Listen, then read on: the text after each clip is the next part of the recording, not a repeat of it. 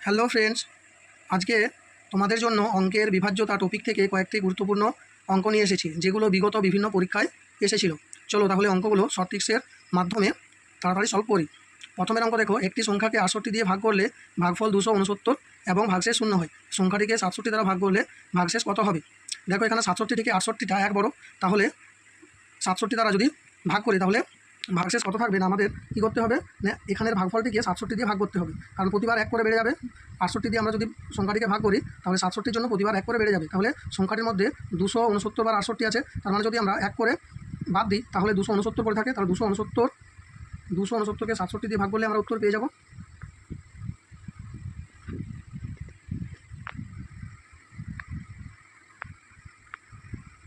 সাতষট্টি দিয়ে ভাগ করছি, 67 4 268, তাহলে এখানে আমাদের বিয়োগ করলে হয় 1, তাহলে এটির উত্তর হলো 1। ভাগশেষ 1 থাকবে, 67 দিয়ে সংখ্যাটিকে ভাগ করলে ভাগশেষ 1 থাকবে। চলো তারপরে আমরা দেখে নিই। একটি ভাগ অঙ্কের বাচক ভাগশেষের 5 গুণ এবং ভাগফলের 25 গুণ। ভাগফল 16 হলে ভাজ্য কত? দেখো এখানে ভাগফল দেওয়া আছে 16, তাহলে ভাজকটা হচ্ছে ভাগফলের 25 গুণ। তাহলে আমরা প্রথমে ভাজক বের করব। তাহলে ভাজক সমান কত না 25 × 16, 25 × 16, তাহলে কত হচ্ছে 400। তাহলে ভাজক হলো আমাদের 400। এরপর আমরা কী করব না ভাগশেষ বার করব। ভাগশেষ কি না ভাজকের 1-এর 5 গুণ হবে, যেহেতু ভাজক ভাগশেষের 5 গুণ হচ্ছে তাহলে তার বিপরীতটা হবে। তাহলে ভাগশেষ কত হবে না ভাজক বাই 5 সমান হচ্ছে 80। তাহলে আমাদের ভাজ্য আর ভাগশেষ বেরিয়ে গেছে। তাহলে এবার আমরা সূত্র পুট করবো এবং ভাজ্য বার করবো। ভাজ্য সমান আমরা কি জানি, ভাজ্য সমান ভাজক গুণিত ভাগফল যুক্ত ভাগশেষ। চলো তাহলে অঙ্কটি করে দেখে নিই।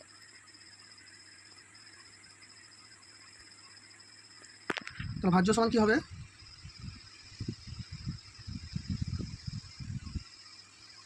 400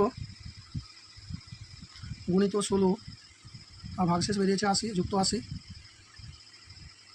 তাহলে এখানে গুণ 16 4 64 আর দুটো শূন্য নেমে গেল, যুক্ত 80, তাহলে হলো 6480। তাহলে আমাদের এটির উত্তর হলো 6480, ভাজ্য হলো 6480। চলো তারপরে আমরা দেখে নিই। 1000 থেকে 5000-এর মধ্যে 225 দ্বারা বিভাজ্য সংখ্যা কতগুলি? তাহলে এটিকে করার জন্য আমরা কী করবো, প্রথমে 5000-কে আমরা 225 দ্বারা ভাগ করব। 225 2 450,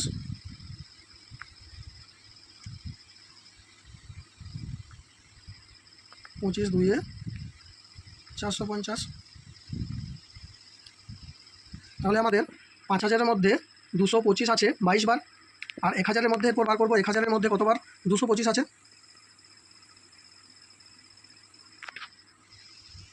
225 দিয়ে আবার 1000-কে ভাগ করে দেখব। 225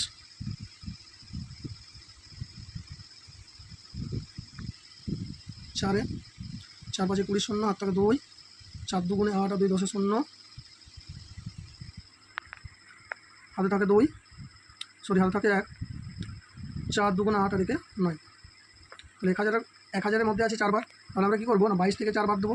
22, 5000-এর মধ্যে আছে 22 বার, আর 1000-এর মধ্যে আছে 4 বার, তাহলে 22 থেকে 4 বার দিলে হয় 18। তাহলে আমরা বলতে পারি 1000 থেকে 5000-এর মধ্যে 225 দ্বারা বিভাজ্য সংখ্যা 18টি আছে।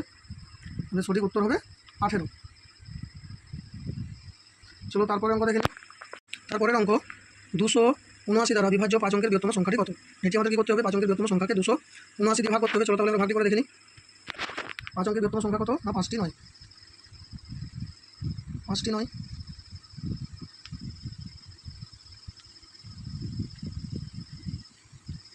279 দিয়ে ভাগ করবো।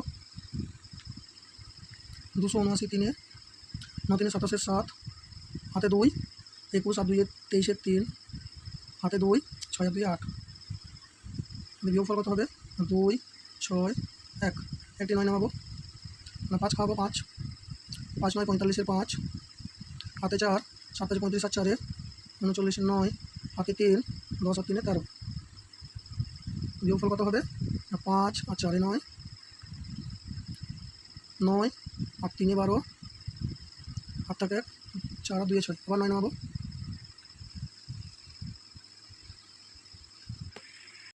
এবার আমরা 8 খাওয়াবো। 8 দিয়ে কত হচ্ছে? 8 9 72, 2 হাতে 7 56, 57 58 59 60 61 62 63, 3 হাতে 6 16 আর 6 22। এবার আমরা বিয়োগফলটা এখানে লিখছি। 2 আর কত 9 7 9, 3 আর 4 1 আর 2 আর 3, তাহলে 117 বাড়তি হচ্ছে, ভাগশেষ 117 হচ্ছে। তাহলে আমরা কী করবো না 5 অঙ্কের বৃহত্তম সংখ্যা থেকে 117 বাদ দেবো। 5 অঙ্কের বৃহত্তম সংখ্যা থেকে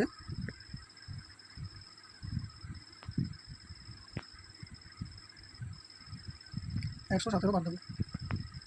তাহলে এই সংখ্যাটি 279 দ্বারা বিভাজ্য হবে। আমাদের সংখ্যাটি হলো 99,882। চলো তারপর অঙ্ক লিখে নিই। 1000-এর সঙ্গে কোন ক্ষুদ্রতম সংখ্যা যোগ করলে যোগফল 45 দ্বারা সম্পূর্ণ বিভাজ্য হবে? তাহলে আমরা কী করবো? 1000 পেয়ে আমরা 45 দিয়ে ভাগ করবো। 1000কে